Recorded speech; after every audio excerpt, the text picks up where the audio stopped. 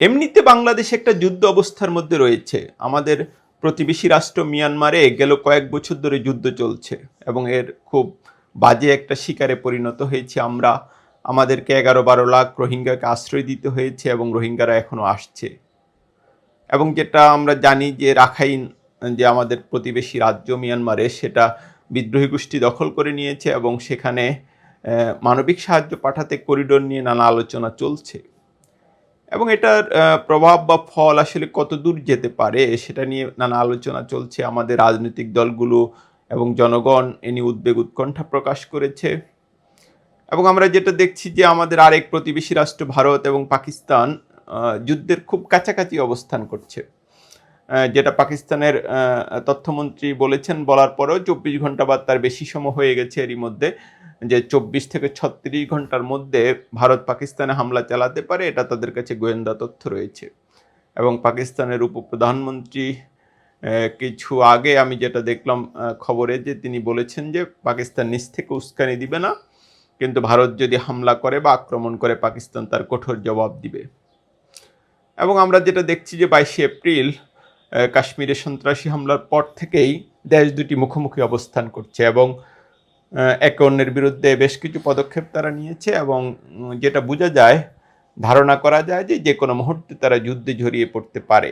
বাংলাদেশের প্রধান উপদেষ্টা প্রফেসর মোহাম্মদ ইউনূস বুধবার তার এক বক্তব্যে সে বিষয়টা উল্লেখ করেছেন এবং উল্লেখ করে তিনি যেটা বলেছেন যে আমাদেরকে যুদ্ধের প্রস্তুতি নেওয়ার জন্য, এখানে যুদ্ধ প্রস্তুতি বলতে উনি কালকে যুদ্ধ হবে আজই প্রস্তুতি নেওয়া এ বিষয়টা বুঝাননি। এটা পরিষ্কার যে তিনি এক দীর্ঘমেয়াদী প্রস্তুতির কথা বলেছেন।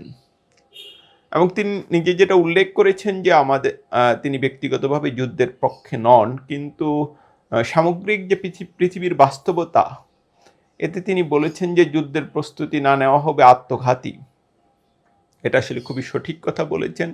বিশেষ করে ইউক্রেন যুদ্ধের পর আমরা যেটা দেখেছি যে পৃথিবীর ক্ষুদ্র শক্তিগুলোর নিরাপত্তা আসলে খুবই সংকটের মুখে এবং একটা দেশ চাইলেই তার প্রতিবেশী রাষ্ট্রে হামলা চালাতে পারে।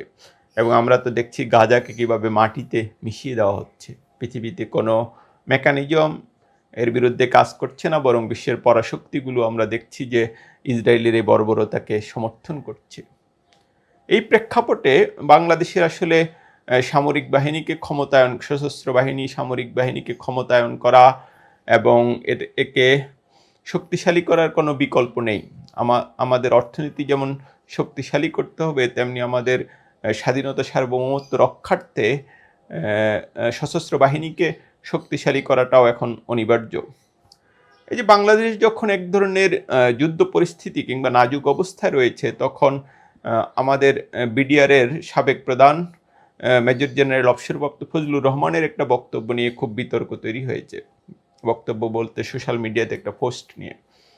এবং আসলে এই সময় ওনার এই ধরনের পোস্ট করা মনে হয় কিছুতেই ঠিক হয়নি। তিনি যেটা লিখেছেন যে ভারত যদি পাকিস্তানে হামলা করে, তাহলে বাংলাদেশের উচিত হবে ভারতের উত্তর পূর্ব অংশের ৭টি রাজ্য দখল করে নেওয়া।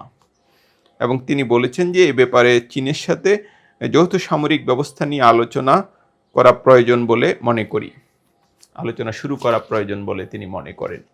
এরই মধ্যে বাংলাদেশ সরকার তার এই বক্তব্য নাকচ করেছে এবং বাংলাদেশ সরকারের অনেকটা মুখপাত্রের দায়িত্ব পালন করা প্রধান উপদেষ্টার প্রেস সেক্রেটারি শফিকুল আলম তিনি বলেছেন যে এটা কিছুতেই বাংলাদেশ সরকারের বক্তব্য নয়, এটা ফজলুর রহমানের ব্যক্তিগত অভিমত এবং বাংলাদেশ সরকার এই বক্তব্য সমর্থনও করে না।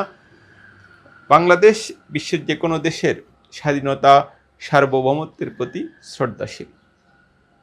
এবং এটা আসলে আমাদের গত ৫০ বছরের নীতিতে অনেক কিছু পরিবর্তন হয়েছে, কিন্তু এই বিষয়ে আমরা সবসময় একই রকম ছিলাম। আমরা অন্য কোনো রাষ্ট্রের স্বাধীনতা সার্বভৌমত্বে বা অন্য কোনো রাষ্ট্রের ইন্টারনাল বিষয়ে হস্তক্ষেপ করিনি।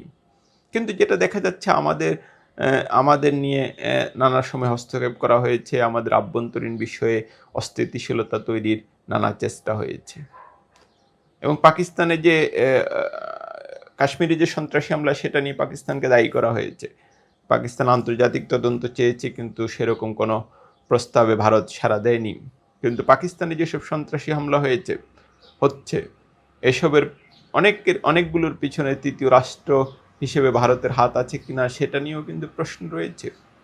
এবং আমরা যেটা দেখেছি ক্যানাডাতে ভারতীয় গোয়েন্দা সংস্থার অপারেশন দেখেছি, এবং কি আমেরিকাতেও এ ধরনের একটা প্রচেষ্টা দেখা গেছে।